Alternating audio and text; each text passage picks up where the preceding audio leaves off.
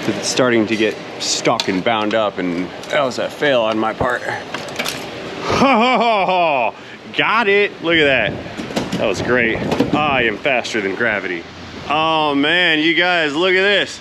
96 degrees in the shade. We hot. 96 in the shade. It is super hot today in South Florida. Yeah, we're in the shade area. There's sunlight out there. That's even more nastier than the heat that's already inside, built up in the building with the fans running. Anyway, guys, all that being said, since it is super hot, I got a car here that's broken because it is super hot. Speaking of hot, I hear it's super hot down under in Australia, because Ryan, your wife, emailed me and asked me to say, hey brother, how's it going down under? Let's put another shrimp on the barbie. She didn't tell me to say that part, but in all seriousness, I'm wondering if it's just as hot down under in Australia land as it is up here in the States. Anybody across the way, let me know in the comment section down below. Is it 96 in the shade where you guys are at? Because it's stupid hot here. Anyway, let's get back to business, guys. We're inside of an 07 Toyota Camry. It's got 235,029 miles on the odometer. Customer states AC is not blowing cool or cold. I got a hold of this car 2 days ago. We were not here yesterday due to the American holiday of Independence Day, and it's been sitting after we took a look at it on its initial arrival. We had hooked up the AC machine and found that it was low on refrigerant. It had approximately 0.62 pounds of refrigerant in the system, and I believe spec was 1.21 pounds, 1.21 pounds. After a recharge, the system came online. We witnessed the compressor operating, but it was only blowing like 80 degree air, 82, 85, something like that. We'll throw a thermometer in there just to check in a moment here. But with the correct charge installed and with the machine hooked up, we noticed a serious problem with the reported pressures on this AC system on our Camry. So what I'm gonna do in this video here, since I kind of already know what's wrong with it, we're gonna go ahead and grab the machine. I'm gonna connect to the service ports in the AC, and I'm gonna show you guys what the problem is, and I'll tell you about why the problem is there, and then we're gonna move on with the repair in order to fix the situation here. What are we working with? Looks like a V6. It's the 2GR FE engine. I believe that is a 3.5 liter, 3.3. Which engine is this? Does my sticker tell me? Nope. Lauren, I'm failing at narration. I don't know what motor is in that Toyota. Can you tell me what engine it is equipped with, please, my dear? Tell me. 3.5? Is it? Cylinder, gas. 3.5. Front wheel drive. Now we know. All right, front wheel drive. She knows everything. I don't know, Jack. Front wheel drive, 3.5 liter V6 in our Toyota. Let's get this cover back out of the way again. And now, like I said, we've already been here before, hence the nice shiny new caps on the service system. Got a cap on our high side, new one way down below on the low side. Let's go ahead and get the machine rolled over here, fired up, connected. We'll turn the system on, and I'm gonna show you guys what the pressures are doing on this particular Camry's AC system. So stay tuned, because this is gonna be a very good video. Rolling. AC machine is rolling. Let's get on over here. Plug this unit in. There we go. Okay, powering on. So we've got our high side fitting and our low side fitting. That refers to the pressure levels with inside of the system. It's a closed system. The compressor cycles and pumps the refrigerant through the system. And as that refrigerant encounters different states of matter, it releases and collects heat, thus transferring heat from the engine compartment into the condenser up front and removing the heat from the engine compartment, giving you, the occupier of said vehicle, cold air, which is way better than 96 degrees. Whew. Okay, got those guys hooked up. Let's go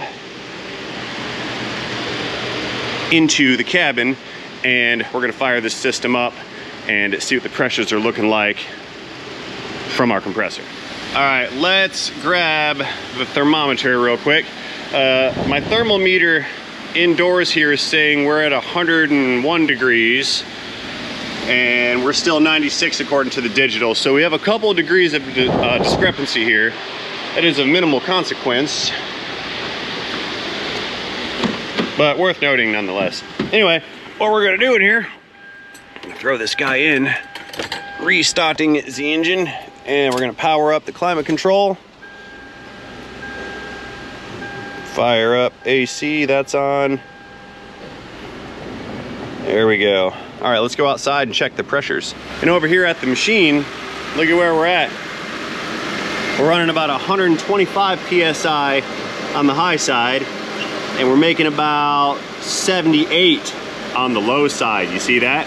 What we're looking for, especially in today's conditions, is gonna be like 250 to 310 PSI, and I wanna see like 45 to 28 on the low side over here. So again, we're going from a high pressure to a low pressure, and as this refrigerant cycles, it meets the evaporator core inside of the dash as a high pressure.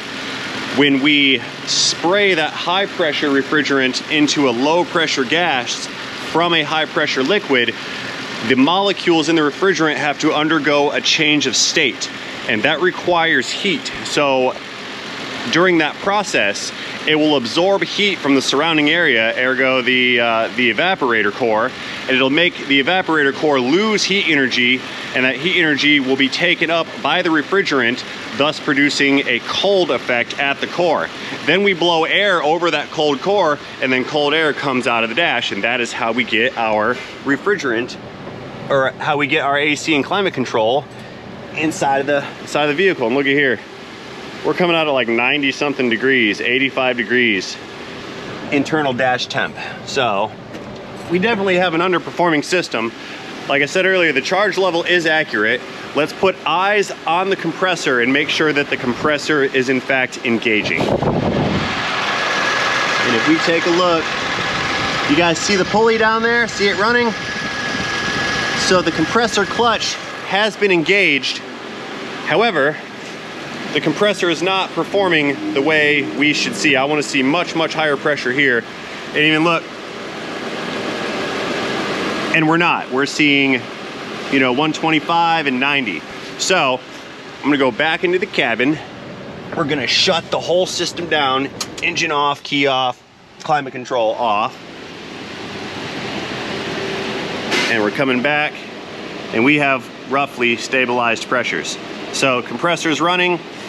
We have no pressure differential taking place in the system whatsoever. So that tells me that our compressor has failed. It is no longer suctioning refrigerant from the low side, recover. And because it's no longer suctioning refrigerant, it cannot pressurize said refrigerant on the high side in order to make the conditions correct for us to experience our change of state. So we're gonna put a compressor in this Toyota Camry today. Connect hoses, blah, blah, blah. Yeah, we've done that. So what I'm gonna do, I'm going to recover all the refrigerant from inside of the system. Once that's recovered, we can open the system up, remove the old the lines off the compressor, remove the belt from the compressor, remove said compressor, and then change it out with a new one. Okay, new AC compressor. We've got a Denso unit, got it from the parts house. It's not the OE compressing unit for this vehicle, but Denso is the original equipment manufacturer for the OE compressors. So I figure that's what we're gonna go with. Plus the next alternative, like the Murray brand or whatever, actually cost more, and it was a remanufactured. This one's a new one, so we're gonna use this one today. So here, while this thing finishes recovering, let's inspect the goods here and make sure that we got what we paid for. These things are remarkably expensive, even the rebuilt ones. And considering that we've had like a rash of poor parts and used parts and stolen parts being delivered. Ooh, it came with O-rings. We're gonna check our box before I take everything apart. I shouldn't have to, but that's the world we live in these days. So I've got O-rings, I've got a compressing unit. It's a Denso OEM manufacturer. That one's got a good clutch on her. Let's go ahead and watch this thing finish up recovery.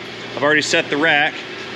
we're gonna go ahead and disconnect the machine, raise the car up, because since that compressor's at the bottom, we've got to get it from the bottom side of the vehicle. So I'm gonna disconnect all my my hoses. Now when we get to the end, you guys are gonna ask, hey man, what about the service valves? You didn't change the valves. Like I said, we were working on this car a couple days ago before the holiday, and those valves were already changed. So we will not be changing valves a second time on this Toyota. Moving on up, rack is set, green subscribe button, that's for all you new people here. Moving on up, all the way up. And if you guys are still frowning on me for being salty over that parts debacle last week, take a look behind me. That truck is still sitting here, axle torn apart, and I have no parts. So yeah, it's a major problem when people are stealing stuff at a retail level. It hurts everybody down the road. That hurt me, that hurt my customer, and it hurts other customers because I'm down a lift. And it hurts the folks that work here too. So stop stealing. I will pay you to not steal. If you're gonna steal something, just like show me the video of you stealing it and then call me or something, and I'll just give you the money to not steal it. That way it doesn't get stolen and it doesn't wreck me later on in the future. I'm sure other people could appreciate that as well. What a concept. I'm gonna pay the thieves to not steal my stuff. It's like if you're a meth person and you come to steal my air conditioner, I would rather just pay you the money you were gonna get from 10 millimeter. I'd rather pay you the money you were gonna get from scrapping my AC. That way I don't have to buy a new AC. Does that make sense? It does to me. Yeah, I know that sounds kind of like a ridiculous concept, but we're entering a phase of the economy that's probably better off if we just pay people to not steal our stuff. That's actually sad commentary in and of itself, I think. Is that a 10? Yes, sir, sure is. Okay, so 1/4 inch driver, 10 milli. Let's pull down the little skid panel business over here. Splash shield, whatever you want to call it. Take this guy down.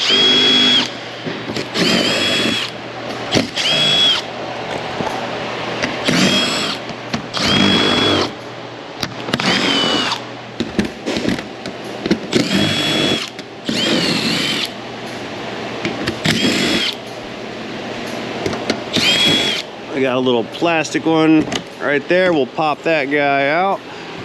Another plastic one right here. Pop you out. There's one panel. And the next one, just jiggle right out of there. Jiggle, jiggle, yeah. So for my first official act in here, we need to get the serpentine belt removed. So we've got our crankshaft pulley here. That is the compressor, tensioner, idler. I think that's the water pump pulley, another idler, and there's some other stuff somewhere that I can't see. We get a hold of that tensioner and pull it back, and it leverages out, or in rather, and it releases tension on the belt. Once that tension's released, bear with me, I'm gonna reach up here and pluck this belt off the crank, giving me some space to manipulate everything in here. Whoa, flashlight down, there we go, caught it. Ha! Okay, so the belt is now off the crankshaft. I'm gonna leave the tool on the tensioner, and we'll just tuck this belt off to the side. Now we're kind of free to start digging this compressor unit out of here. So since our space down here is rather limited, there's not much we can do.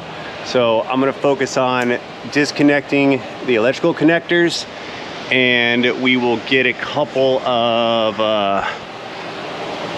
the fasteners loose from down here. There's bolts at the bottom that hold it, and then there's ones at the top. And then I believe this unit is gonna have to come out through the top after we pull the radiator fans out, I think. Let's get this connector disconnected here. There's one. And then the rest, we'll disconnect that guy. And these O2 sensors as well. We'll take these guys off. All right, wires are out of the way. We're gonna go in with a 12 millimeter socket on the extendo electron ratchet. We're gonna remove those bottom bolts on this compressor. There should be 4 of them. See that?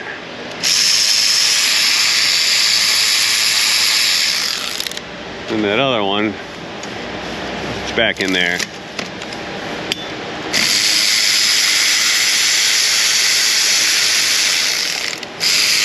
Uh-oh.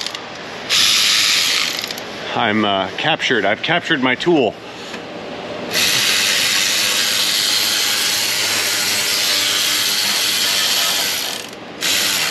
Yeah.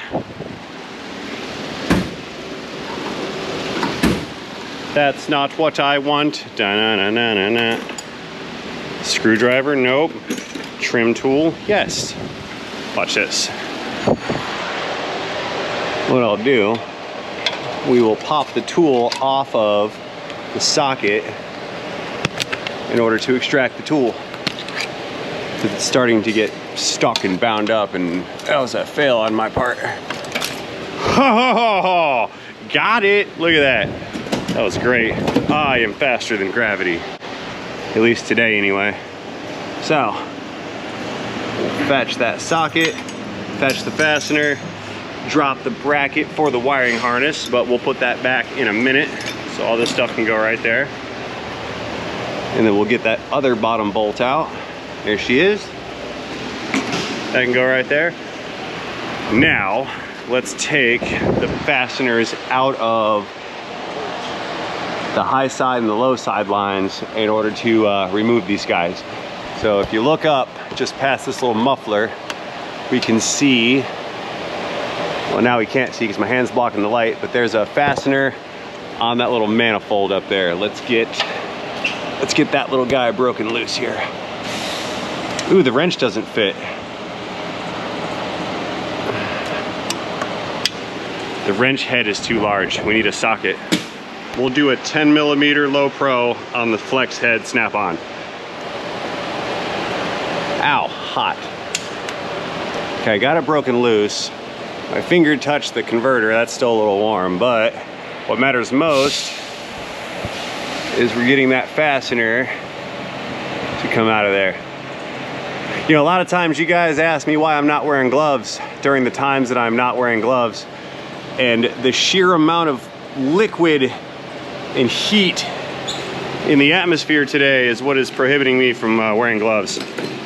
There would be so much glove sweat that I don't know if I could like maintain myself. There we go. Okay, so we got one broken loose. So we're just gonna kind of tuck that guy off into the corner, reach up and get that next one broken loose. That one's pretty far away. But if you articulate yourself properly, you can get in there. At least I hope so. I'm burning my finger again. I keep touching the converter. Okay, we've got the tool on the fastener. Unclickage.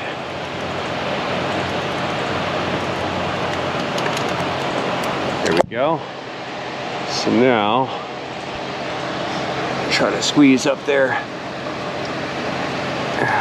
We can twist out that bolt, and I still can't turn it just yet. I don't have the torque.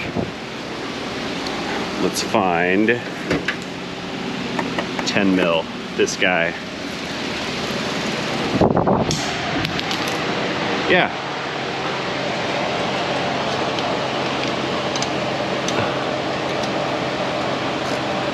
I don't know if I'm supposed to pull the alternator out of here to get this out. We're gonna see. Maybe I can squeeze it out through the bottom, lower the subframe down some. What do you think? I think that nut's coming out. That's what I think.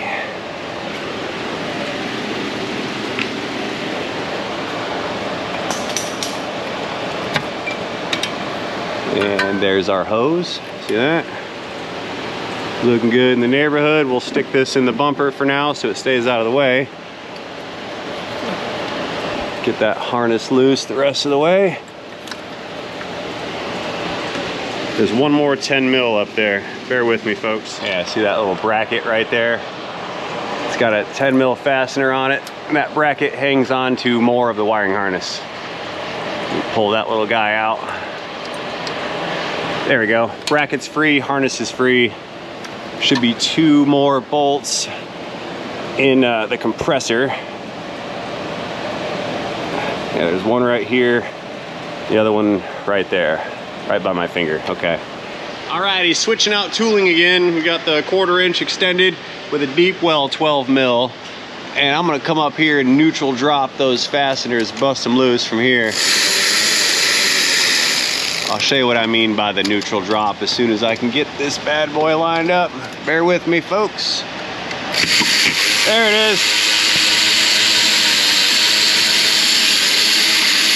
I harnessed the inertia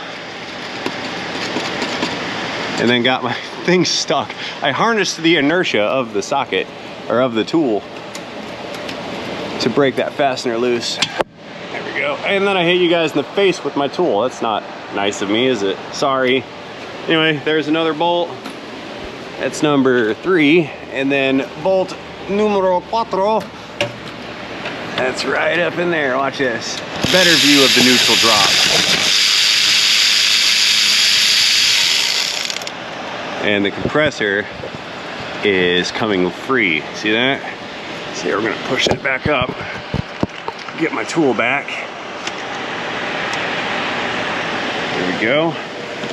So now our compressor's flip-flopping around in there.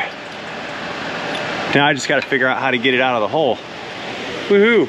All right, now that this unit's free, let's let the vehicle down and we're gonna go at it from the top side. I think I'm gonna pull the fans out and then see if I can't get this thing, this compressor, to squeeze past those, past the radiator. I don't know if I have to take out the alternator or not. I'm gonna try to leave that alone, but if it's gotta come out, that's just how it's gonna be. Anyway, coming down. And contact. We have landed. Excellent. Yeah, so up here, we need to pull this plasticky business out. Set that over there. And if I can get these fans off this radiator and up and out, should be able to pull that compressor up through this hole. Fingers crossed. I said should, that's no guarantee, but it should. Would, should, could, maybe, probably, hopefully. Those are all the wrong words in this business. Those are the words of insecurity. We don't like to use all those types of words. What do I gotta do here? Disconnect. I wonder if this thing is bolted on or if it's just clipped on with those little plastic clips. Need more light. Well, I can tell you, but that doesn't go there. I can tell you, I've probably got to drain the radiator some and remove this upper hose here in order to get these fans past this upper hose. So that's probably going to have to be disconnected. Let's pull off the radiator fan control module connector. Give that a good bit of wiggle action. No.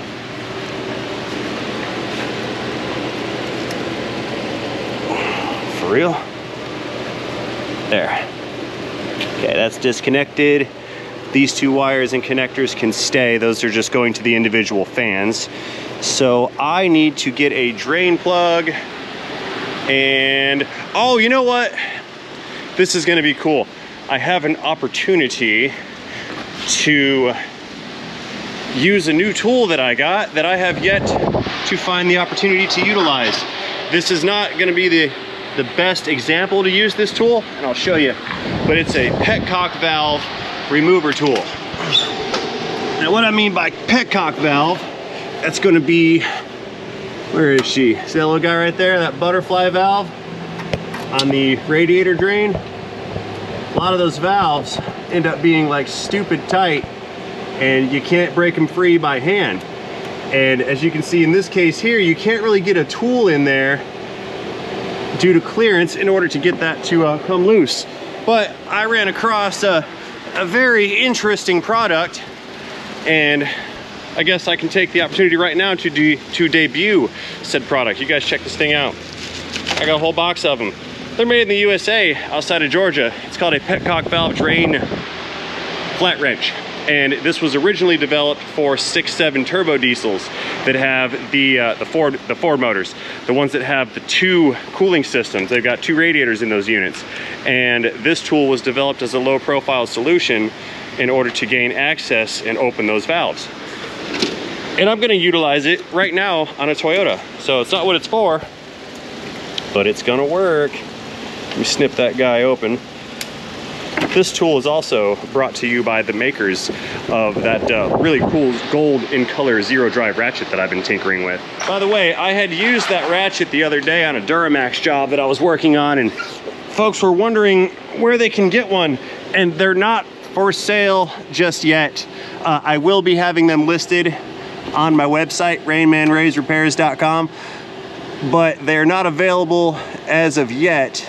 And the reason is because they are moving production of that of those tools to the United States from Taiwan, so they're going to be all US built.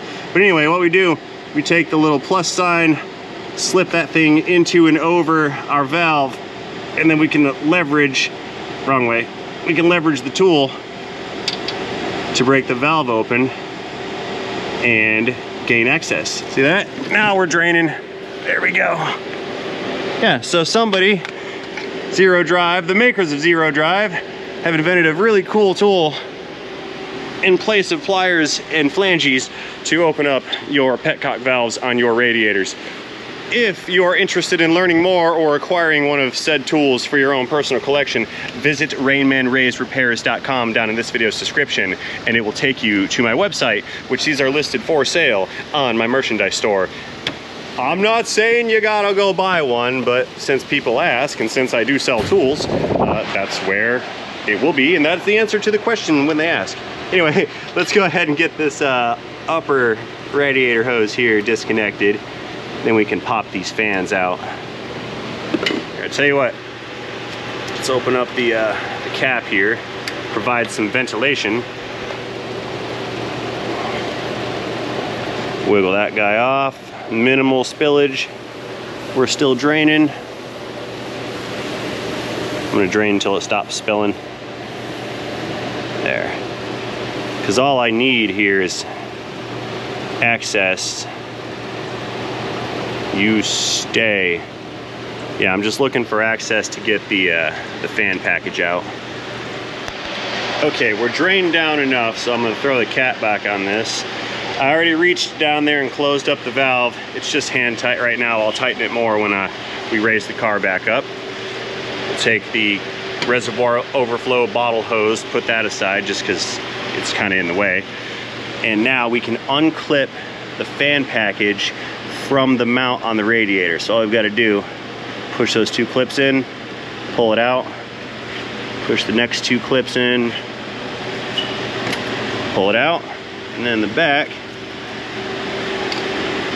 the last 2 clips. Some of these are screwed in with bolts and screws, and some of them are just clipped on with this plastic business here. Let me see.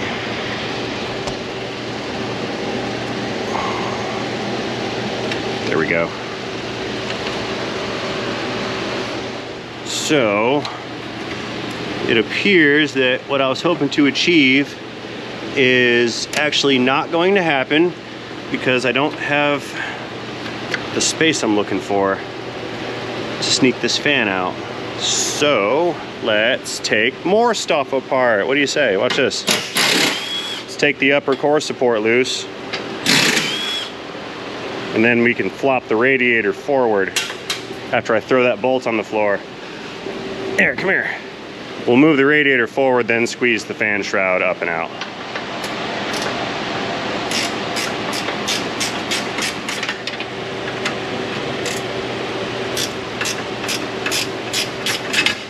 Okay, with those 4 upper bolts removed, we pull up on this core support. See how we're slipping past the radiator mounts, those little rubber mounts in there? Pull this guy up, and that should give us some space to push this radiator back. And now I can probably squeeze this guy all the way out.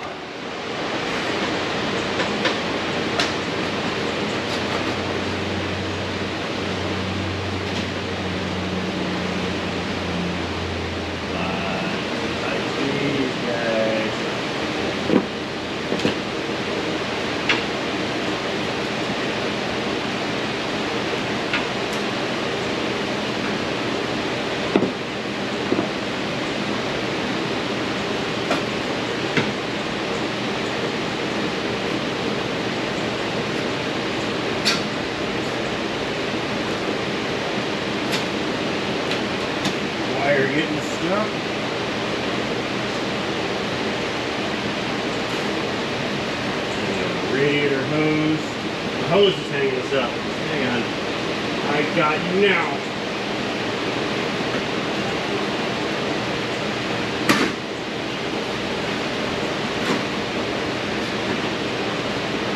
There she is. There's our fan assembly. There's our 2 fans and the shroud. So now we have space for days to go in here, fetch that compressor. I'm gonna grab it and pick this unit right up and out, except for there is a wire attached. What have I done? Uh-oh. A little pressure sensor wire that needs to come off of this bracket right here.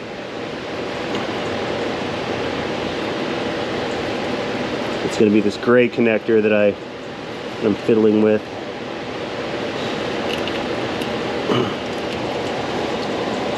Seriously?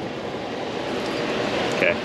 Actually, that whole bracket and connector stays with the compressor, so I just need to disconnect this bracket from the rest of the harness. Yeah. Yeah. Stick a 10 mil socket wrench, ratchet, wrench, whatever. Rapid dehydration, I'm losing my words. There. Now, grab this guy and pull it up and out. I'm minding the radiator, not gouging it and punching holes in it.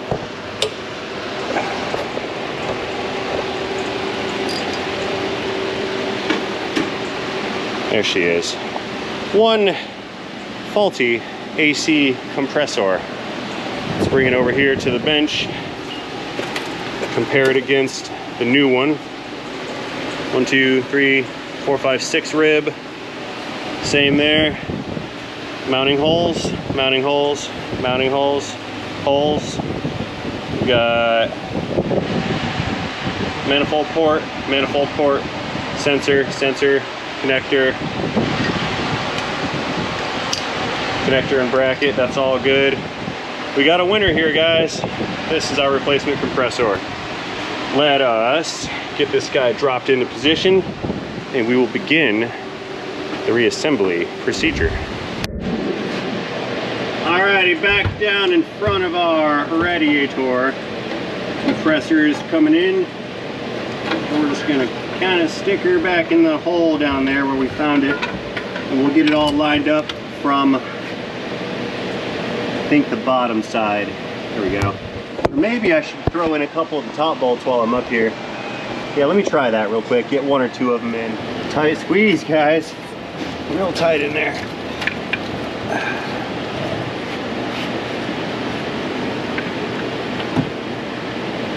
It's gotta like come up some. Bear with me, folks. We're fighting gravity now. And a bunch of wires and hoses and stuff. It's not what I wanted.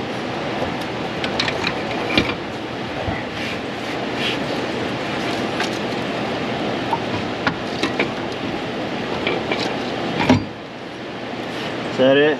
Kinda? Tough to see. I can't see any of the stuff I'm looking at. Here.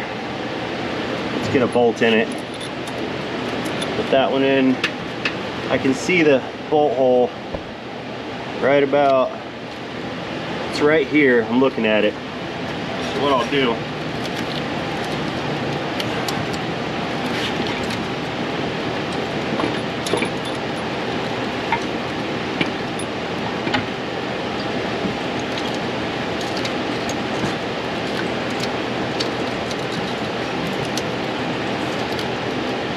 seriously?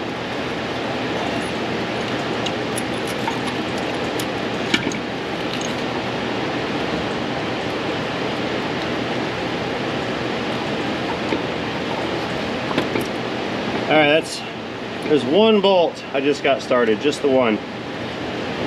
We dig this, get that out of there. Woo! There's the second one, coming in a second. Just make sure all the wires are free and clear, hoses are, yep. So now, I know that's kind of boring and painful, but that's the reality of what I'm doing here. Second bolt hole right back here.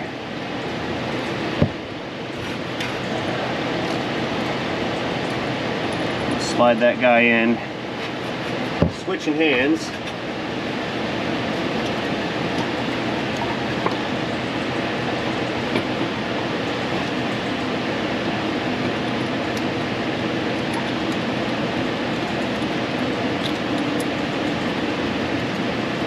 There we go, I feel it. The second bolt is threading up. Awesome. Whew, okay, so while we're here, I can probably start plugging in some of these connectors. That's gonna help organize. I'll leave that one loose. This one, where'd that one go? That goes to the oil pressure sending unit down here. I'll leave that one loose. So that connector there is good. We can leave that one on. Let's get the other two fasteners kind of threaded up. Since we're up here, I can reach in and get them now. Get that one in. That's the bottom boy. And then I dropped one when you guys weren't looking. It's in the little pan down there. By the way, forgive me if I'm sounding a bit winded. We hot in the shade. It's very hot in here. Hot enough to institute a early out on summertime policy so we don't die of heat stroke. All right, that next one, that one's threaded. Let me grab, where's my wrench? Let's go ahead and start making some of these tight real quick. Really? Flip. Oh. There, got it.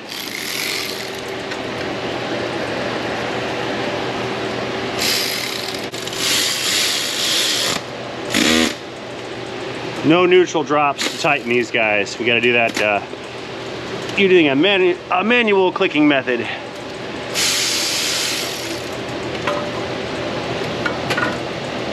Okay, there's the bolt head. I can't even see it, but I can feel it.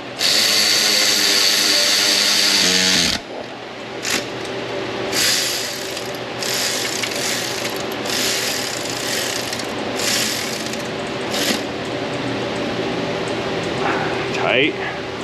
Bottom one. Tight. And then that far away other last bottom one.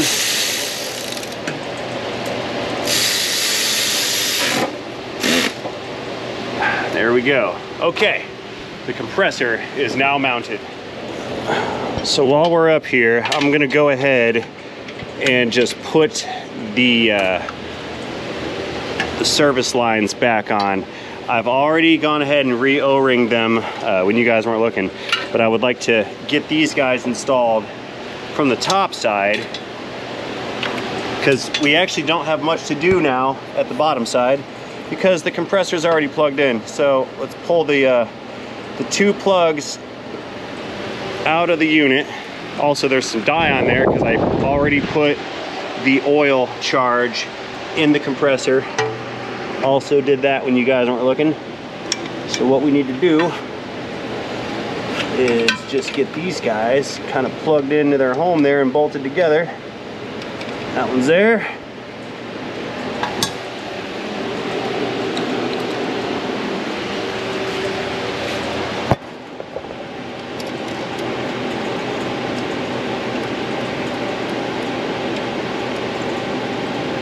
Okay, that's good.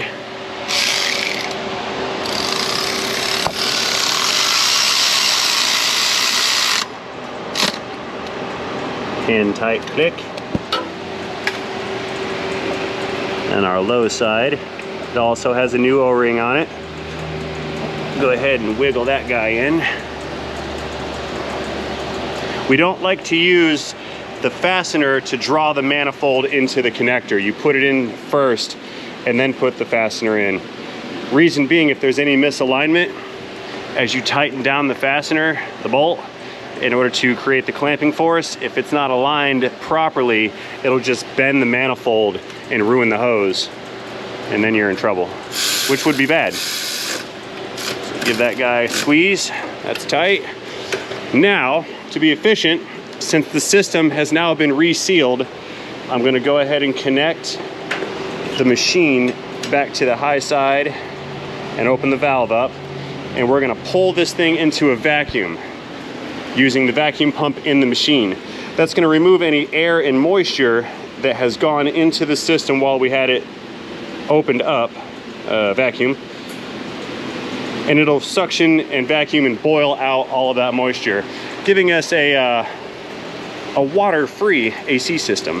Because if you have water in your AC, it will freeze, and that would be bad. So while I'm here, we'll give that petcock valve a quick turn.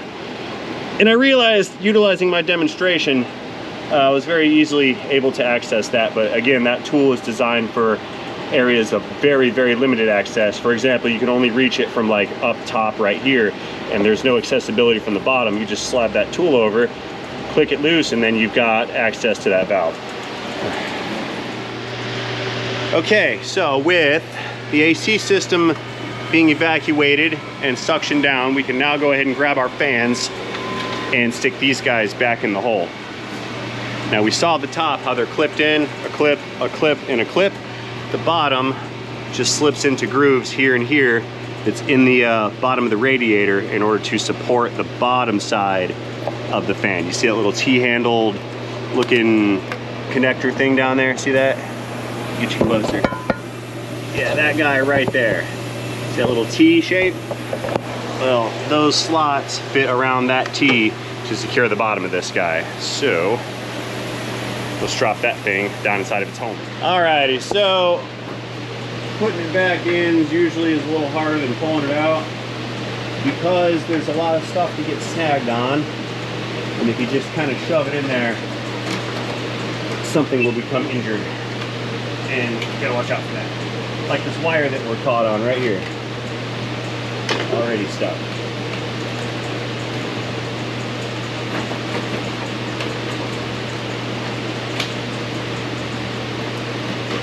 Paying particular mind to the actual radiator so we don't inadvertently smash the fins and ruin it. I'm just sliding everything out of the way so we can get a good entry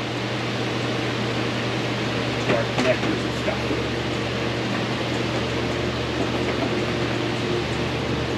Pardon my noggin. It's a big one. I got a big head.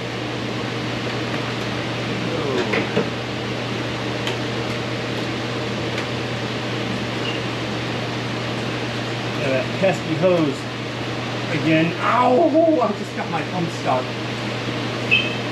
As I was pulling my thumb out, it wedged in and I got it stuck. Smashed my fingernail. Okay, that's looking good. See how it doesn't want to slide left or right? So it's in the grooves at the bottom. Now all we must do is line it up with the little clips. You guys see? Stick those guys in, clip it in, clip that one in, and that unit is secure. So now we can put the core support back, minding the radiator mounts, put the bolts back in this, and we'll raise her up in a moment and start reconnecting the stuff on the bottom side. Alternator's plugged in, that's good. Yep, everything's looking good to go up here on the top side. I like it. Very nice.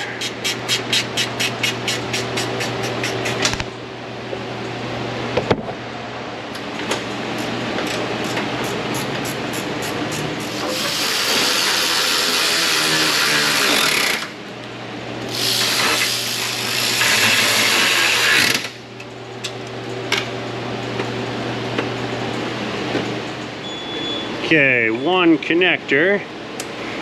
Slide that guy on, and we'll take the rest of these little connectors and put them back in the radiator where they belong. We found them not connected, but we're gonna put them back, because that's just the way.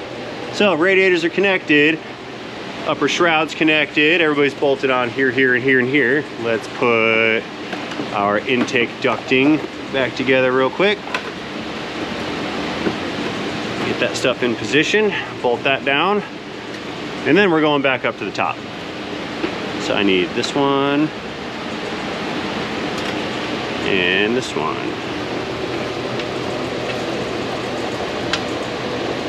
There we go.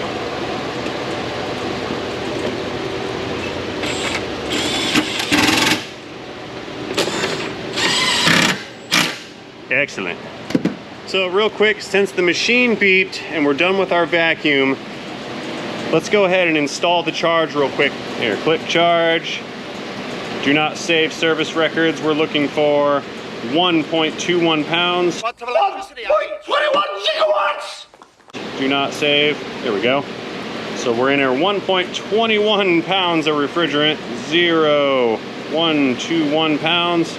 We'll run a high side charge because that's the default. Why not? Let this thing charge back up. And I don't have much to do on the bottom side, or the top side right now. So let's run her back up in the air. Let's get my goodies out of here.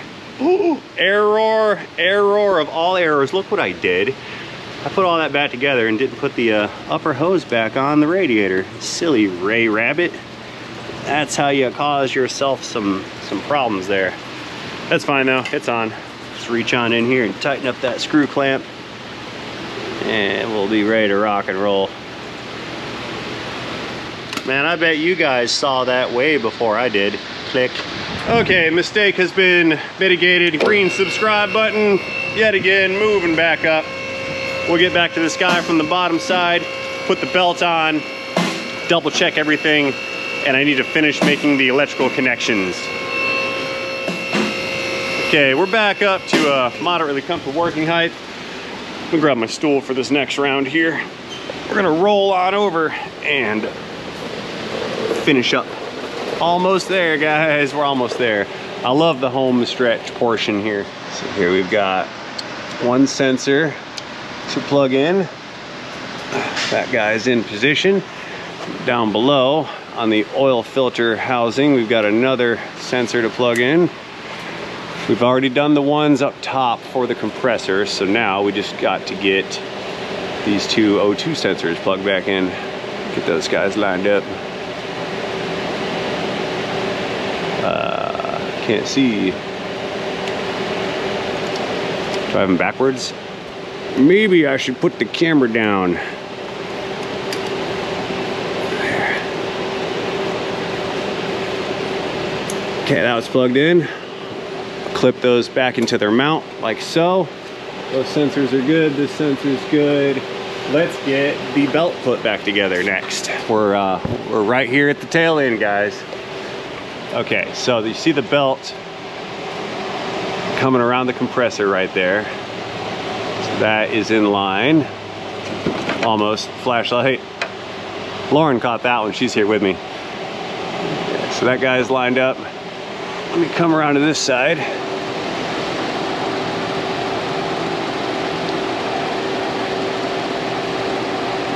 Uh-oh.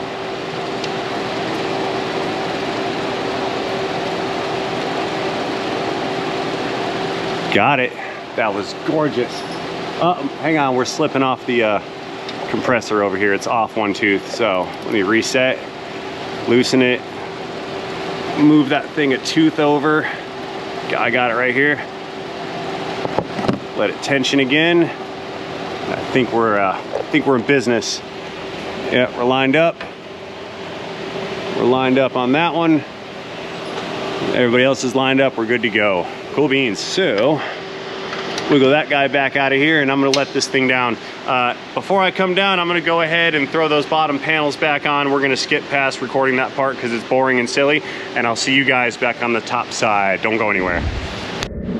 All right, returning to the top side. We've got all the panels down below installed. The charge has been installed in the vehicle. Let's go ahead and reach in, start the engine, fire the system up, get it going, wash my hands, and there we go. and then we'll see what kind of pressures and temperatures we were able to achieve with a new compressor. Beginning engine starting sequence. Turn off the wipers.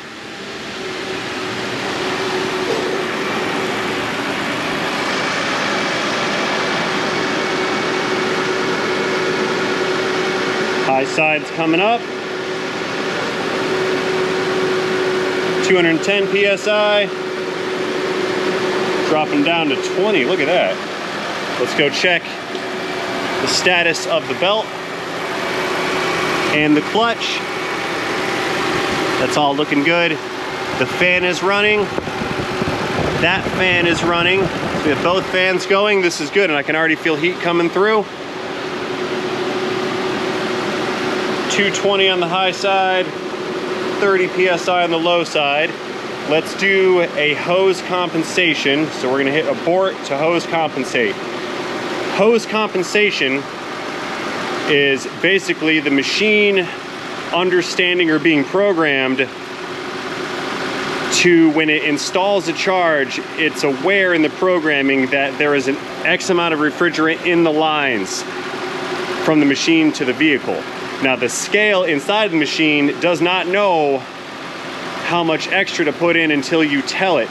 So the hose compensate will actually add, I believe it's 0.30 pounds refrigerant to compensate for the amount of volume inside of the lines. And the other method of installing all the refrigerant is to simply close the valve on the high side, let the low side of the vehicle suction the refrigerant in through the system, and then clear the lines. I prefer to just let the machine add more and then recover after we disconnect from the vehicle. Reason being, I like to leave the machines hooked up for a while so we can monitor the pressures. Does that make sense? Good, hope so. So we've got the pressures we were talking about, 250 high side, 30 on the low side. Let's throw this guy back in. Throw that inside of the vent real quick, and we have to go fetch some coolant to top off the radiator.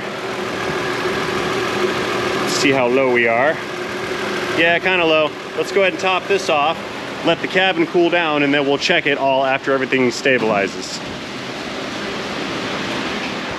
All right, let's give this a couple little glugs of some coolant without spilling it everywhere. I'm probably gonna spill coolant all over the place. Slow pouring things. We've only lost about a quart or two, so if I can maintain patience, we'll be all right. Come on, look at that. This may be one of the best pouring things ever. Oh, almost lost it. Ah, there we go, I lose. That was the end. Oh, look, I spilled some more. All right, cap back on, enough screwing around. I'm gonna go ahead and top off the reservoir as well. It's empty, kind of empty. I'm gonna give that a little bit more coolant.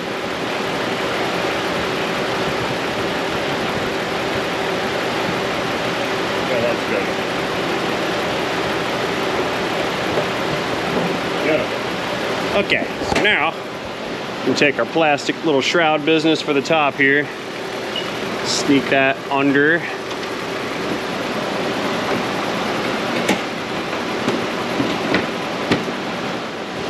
Here, let's throw some new clips inside of this plastic.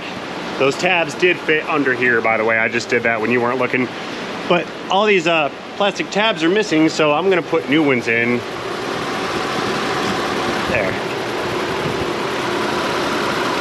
There, a couple more here. Very good. Okay, let's go into the cabin and check the thermal meter. Our pressures are fantastic. Look at that, I told you, 300 PSI. It's so hot today, 335, that's right on. And both fans are running, so this is good. All right, let's see what we're looking like inside. I put the window up for a few minutes, moved the thermometer, installed another thermometer. We're 60 degrees on this one and 60 on that one. So at 96 degrees, we're making 60 degrees air inside in the corner. So we got a 35 degree temperature drop on a day like today. I'd say that's pretty dang good. Let's go ahead and disconnect everything, pull this vehicle out, take it for a quick spin, and just see how cold it gets once we get a good amount of airflow coming over the condenser up front right here. So I need to reach down into that really hot dungeon and get my low side fitting disconnected while we're working next to that open fan. That's hot. Oh, that's so hot. Too much risk to the flanges. We're not having that. So what I'll do, come down inside of here, get a hold of that fitting, pop that guy up. There we go.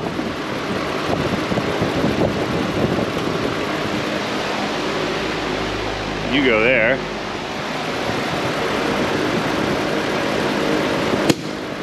Pow! They're firing at us. High side cap, you have to put your caps back on. That is imperative. And then the low side.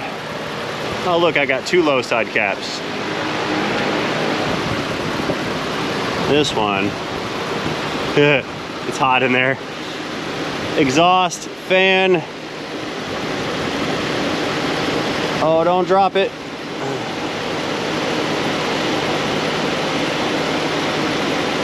Don't be scared. I'm a professional. There we go, that's on. Beautiful. Woo, warm. Okay, let's get the hood closed up. We'll throw the engine cover back on, take this thing out on the ROAD.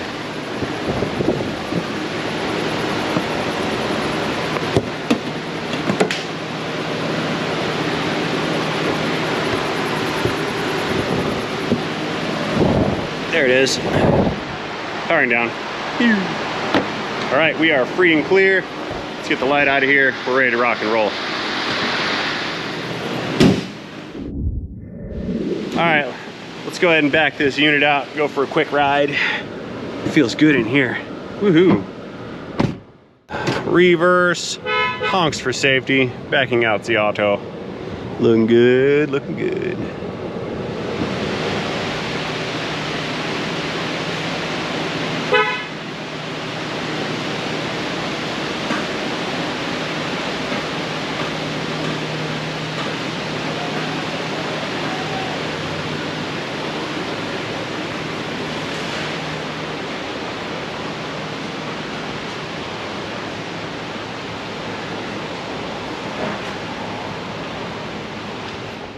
And we're off. Let's get some speed going over the hood of this thing. We need some airflow on the condenser to reach our maximum cooling capacity.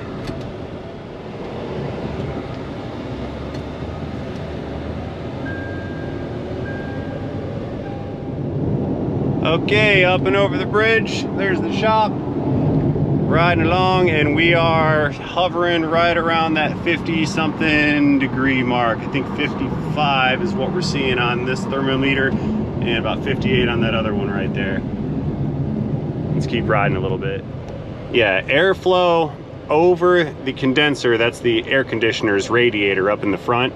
Airflow over that is what removes the heat that the refrigerant picked up when it went from its change of state in the dash to create the cool by removing heat, obviously. So it removes heat from the interior, pumps it through the AC system into the condenser up in the front of the radiator, and then as the air passes over that condenser, it's removing heat. That's loud. You hear them grinding brakes over there? Holy smokes.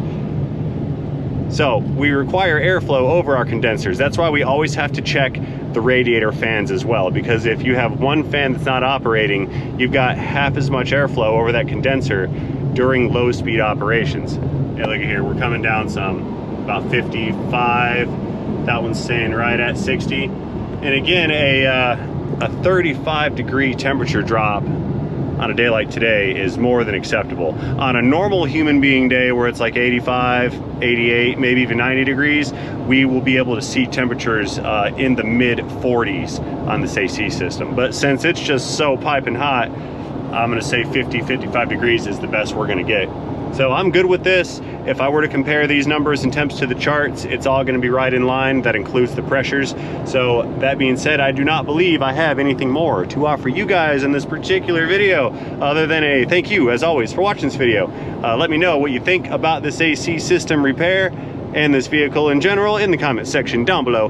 Do not forget to engage that like and subscribe button while you're down there. And most importantly, head over to RaymanRaysRepairs.com and check out my custom merchandise, including the flat wrench tool for your petcock valves on your radiators.